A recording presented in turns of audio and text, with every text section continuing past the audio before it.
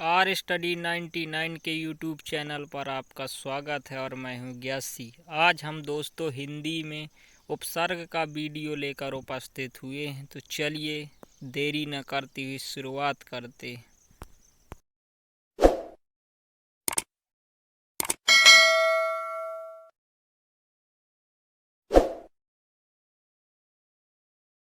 उपसर्ग वे शब्दांश जो मूल शब्द से पहले जुड़कर उनके अर्थ में परिवर्तन या विशेषता ला देते हैं, उपसर्ग कहलाते हैं।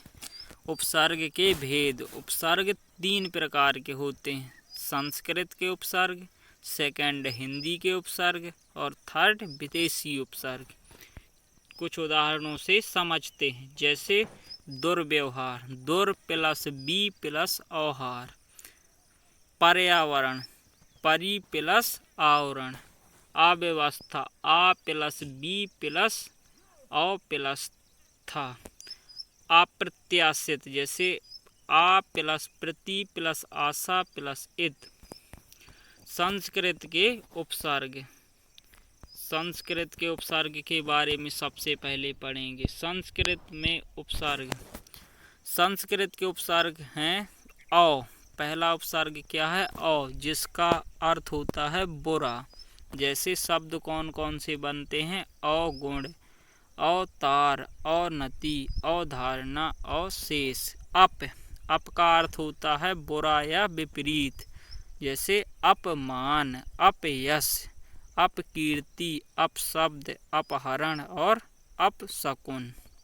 अति का अर्थ होता है अधिक। ये जैसे शब्द बनेंगे अत्यंत, अत्यधिक, अत्याचार, अतिरिक्त, अतिक्रमण।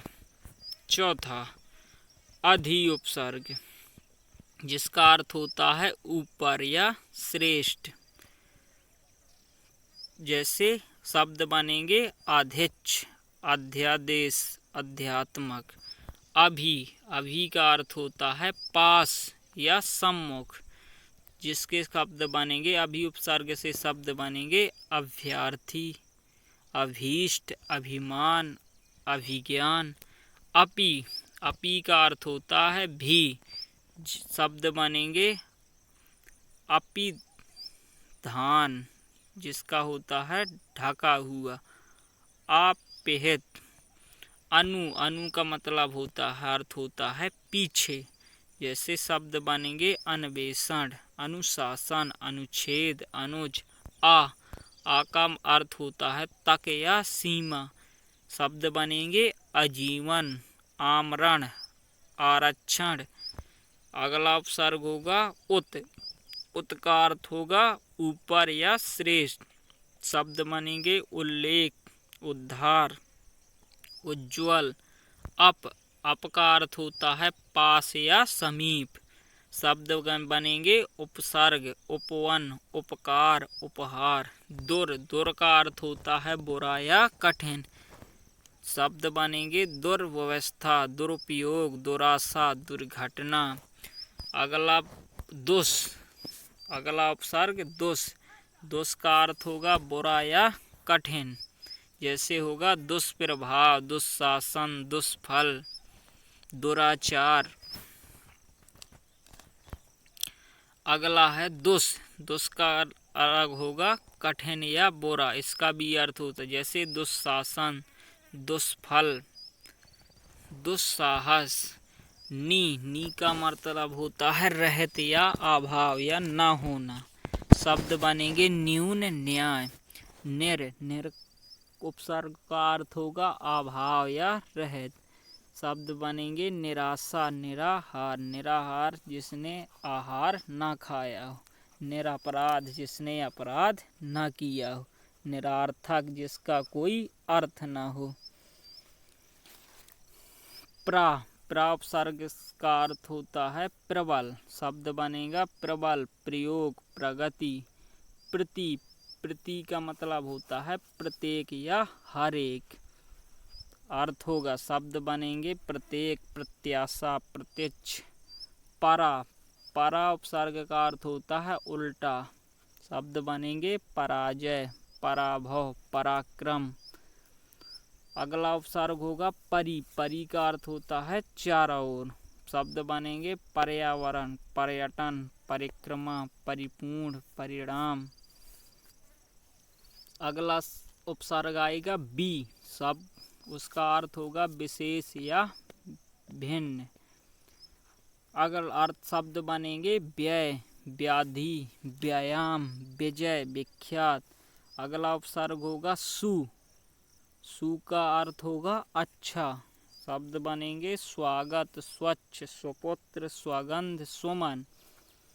अगला उपसर्ग आएगा सम। अर्थ होगा अच्छी तरह। शब्द बनेंगे संसार, संवाद, संहार, संज्ञा, संयुक्त, संलग्न, संतोष। अगला उपसर्ग होगा अन, जिसका अर्थ होगा अभाव। शब्द बनेंगे अनुचित, अनुपमा, अनुपस्थित। अब पढ़ेंगे, अब ये संस्कृत के उपसर्ग पढ़ रहे थे, अब हम हिंदी के उपसर्ग पढ़ेंगे। हिंदी का उपसर्ग, पहला उपसर्ग है आ, जिसका अर्थ होगा अभाव। शब्द बनेंगे अभाव, अखंड, अज्ञान, अजर, अमर।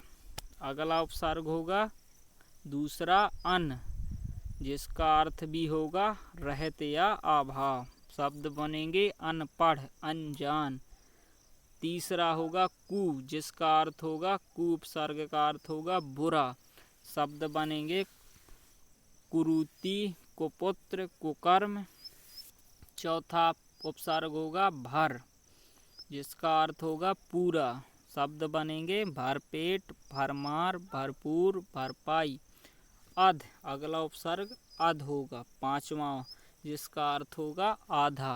और शब्द बनेंगे अधमरा, अधजला, अधपका, अधकचड़ा, अधखिला। अगला हिंदी का उपसर्ग 6 होगा बिन। अर्थ होगा बिना। शब्द बनेगा बिन खाया, बिन पिया, बिन बोया, बिन जागा, बिन सोया। अगला उपसर्ग होगा सा, जिसका अर्थ होगा रहत या सहत या अच्छा। शब्द बनेगा सहत, सपूत, सफल, सबल। अगला उपसर्ग बनेगा सम, जिसका अर्थ होगा समान। शब्द बनेंगे समतल, समकक्ष, समकालीन, समकोण आदि। अब पढ़ेंगे हम विदेशी उपसर्ग। विदेशी उपसर्ग का पहला उपसर्ग है बे, जिसका अर्थ होगा रहत। शब्द बनेंगे बेघर, बेईमान, बेइज्जत, बेवकूफ। अगला उपसर्ग होगा दूसरा खुश, जिसका अर्थ होगा अच्छा या अच्छी। शब्द बनेंगे खुशबू, खुशखबरी। अगला विदेशी उपसर्ग होगा तीसरा विदेशी उपसर्ग बद, जिसका अर्थ होगा बुरा। और शब्द बनेंगे बदबू, बदनाम। अगला विदेशी उपसर्ग ला, जिसका अर्थ होगा अभाव या रहत। और शब्द बनेंगे लाइलाज, लाजवाब, लापता, लावारिस।